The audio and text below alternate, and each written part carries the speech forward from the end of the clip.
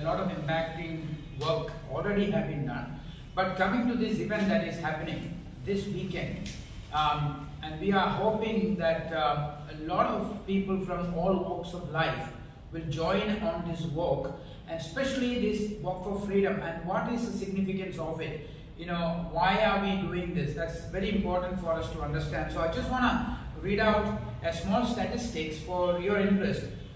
49.6 million people are caught in various forms of modern day slavery globally, including exploitation for sex, labor, organ, baby selling, forced marriages, domestic servitude, reports the International Labour Organization 2022.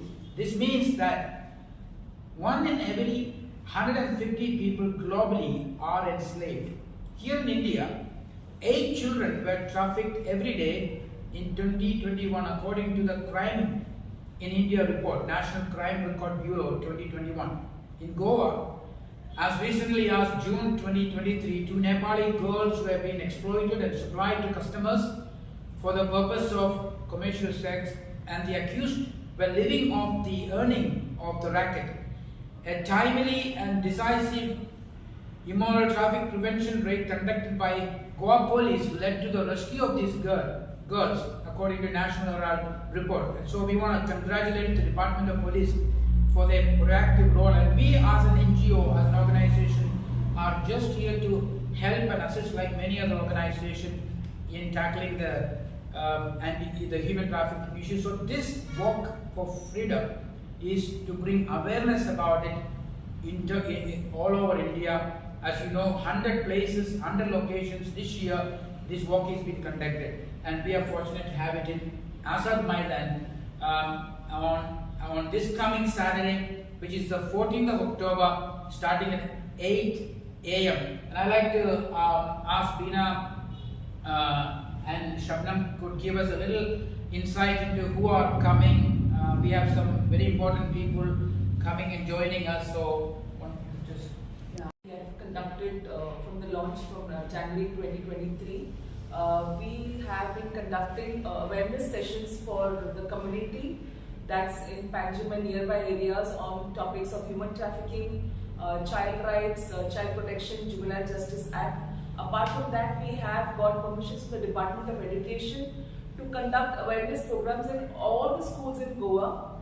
So far we have covered around 20 schools and covered 1,200 children who have been made aware about human trafficking, the nuances about human trafficking, how to identify. It's a one-on-one interaction with the students. Apart from human trafficking, we also take topics on the Juvenile Justice Act, the POCSO Act, child rights and responsibilities.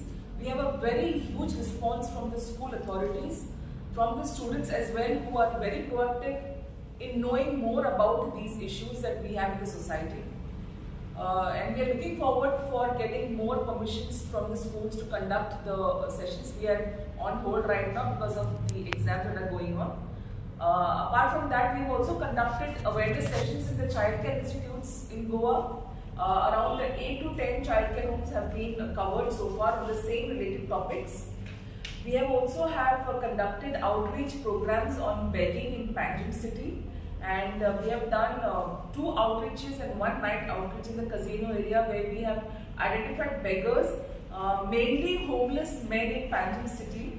And it is an initiative of the Project Pearl, where we have also opened up a new home called Pearl's Home, and we have successfully rescued and rehabilitated 16 homeless men, and they have been successfully kept in the Pearl's Home, given proper nutrition care, shelter, medical facilities, and most of the 16 men have been properly rehabilitated back into the society, to their family, or put in for some jobs.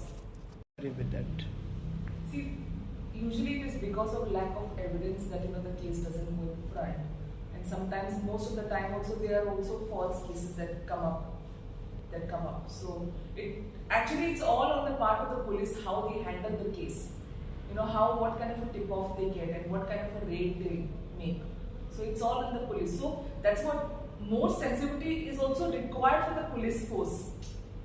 You know what I'm trying to say, because it's not that it's only for the schools and colleges and everybody else. The main stakeholder is the anti-human trafficking unit, and they require more of the best practices.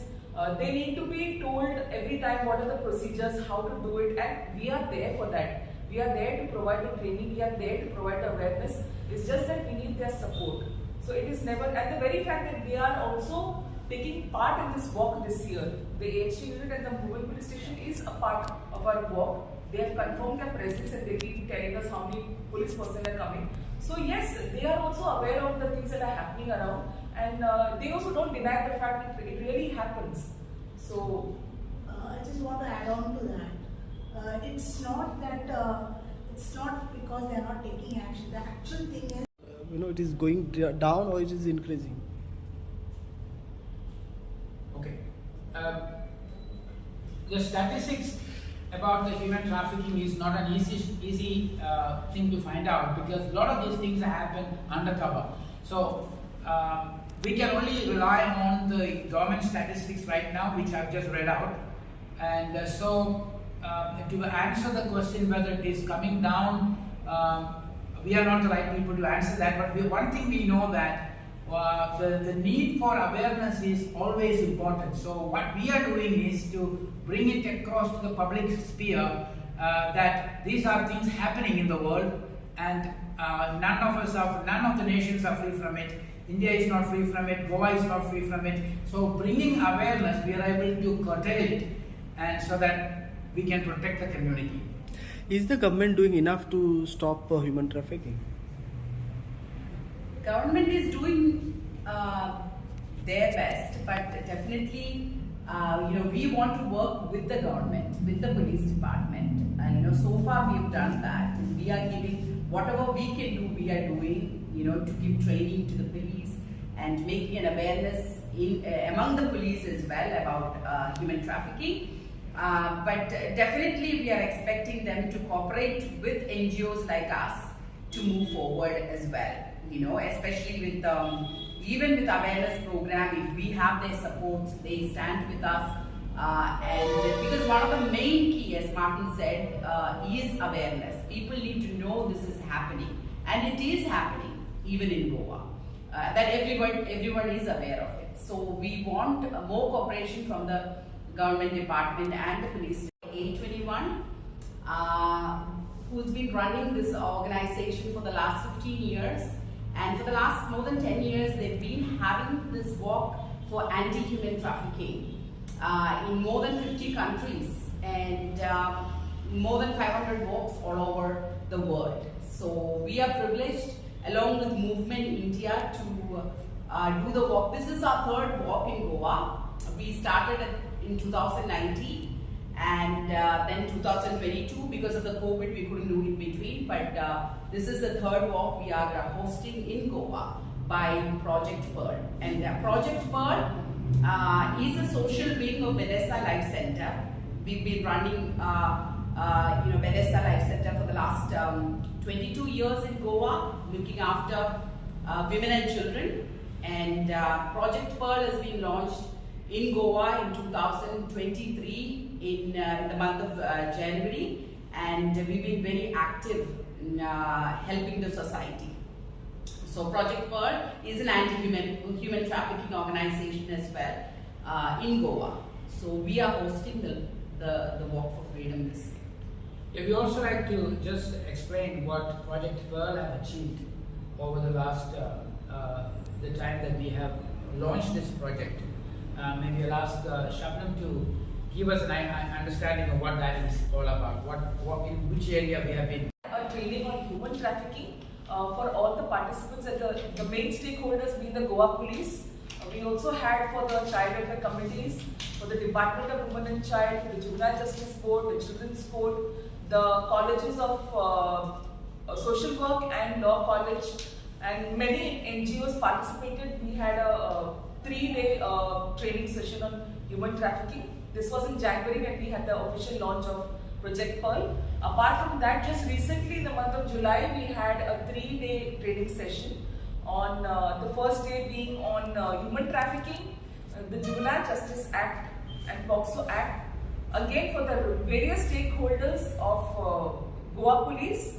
We had a good representation from the Goa Police, from the Goa State Commission of Women and even the Child Rights, from the NGOs, from CWCs, from the JJB, from the Children's School, from Law College to Social Work College to schools and colleges participating in this. We had around 120 participants for a full day session.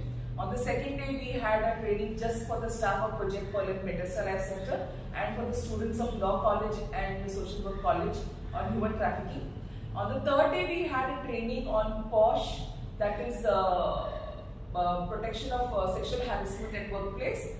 We had around 120 participants again who came for the POSH training from various sectors of hotel industry and small scale organizations, factories. We had a good representation and we had a very good feedback. People have gone back with lots of information which they were unaware of. Going to be SP, North Goa SP Nitin Wilson is going to be our chief guest, and we have guest of honors, two guests of honor. We have Boswe sir, SP of Anti-Human Trafficking, and we have Sujeta ma'am, who is SP. We have got Nitin sir as a SP North, who will be the chief guest for the occasion, who will flag off the walk.